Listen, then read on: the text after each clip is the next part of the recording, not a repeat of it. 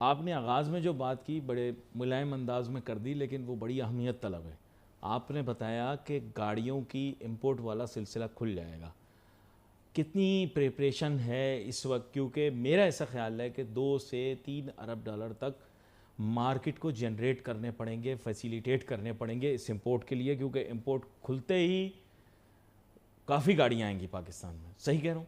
कोई देखो लोगों ने बिल्कुल आर्डर आप प्लेस सही कर कह दिए रहे हैं। हैं। ये जितनी भी यूज़ गाड़ियाँ हैं इसकी, क्योंकि बायर बहुत है और जी जी बड़ी सस्ती होती हैं पाकिस्तानी गाड़ियों की निस्बत, जी। पायदार होती हैं मेयार भी अच्छा। जी और जी। मेयार अच्छा होता है उनका।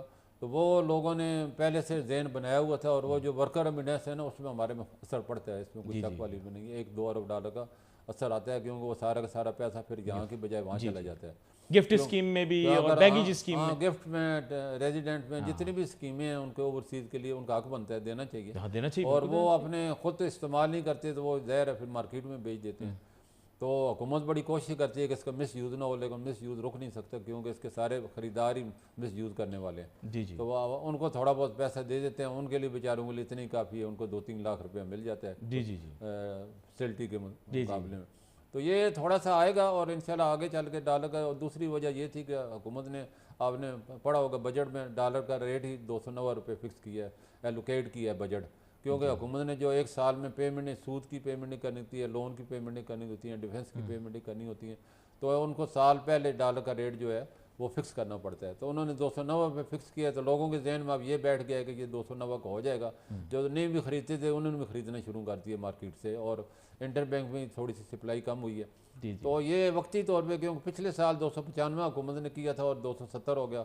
इस तरह उससे पिछले साल जाएँ तो 305 किया था और 270 हो गया।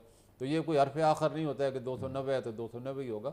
जो ही हालात बेहतर होंगे, और हमारे इंशाल्लाह हालात इससे बहुत, पाकिस्तान की बड़ी अहमियत बड़ी है मैं पूरी अब बात बदल कर। गए हालात। हाँ हाँ, हाँ। हालिया जंग जो इंडिया से हुई है, पाकिस्तान की बड़ी अहमियत है। पाकिस्तान को आपके सामने पाकिस्तानी तैयारों के, पाकिस्तान के आर्मड चीज़ों के बहुत आर्डर मिल रहे हैं। जी तो जी हुकूमत को उसको ज़ाहिर नहीं कर रही, लेकिन काफ़ी लोग दिलचस्पी ले रहे हैं, और पाकिस्तान की अहमियत भी बढ़ गई है। और जी इंडिया जो अपने आप को थनदार इलाके का कहता था, अब तो चौकीदार भी नहीं रहा वो। जी जी तो जी उसको जो है कोई शर्मिंदगी से अपना मुंह छिपाता फिर रहा है। उसने जो जी जी सफारती अपना नुमाइंदे भेजे थे, उनको भी लोगों ने तो लानत की है।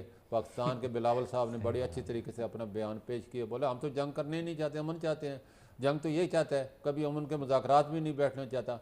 उन्होंने तो चैलेंज किया पाकिस्तान को, बोले जी कुछ नहीं, जो खलूस है वो इससे देखें, हमने थर्ड पार्टी से इंक्वायरी करने का कहा है, और हम क्या कर सकते हैं। मैं ना मानूँ तो फिर तो इंडिया जो है अपने आप को शेर बनाया हुआ, वो तो गिदड़ भी नहीं है।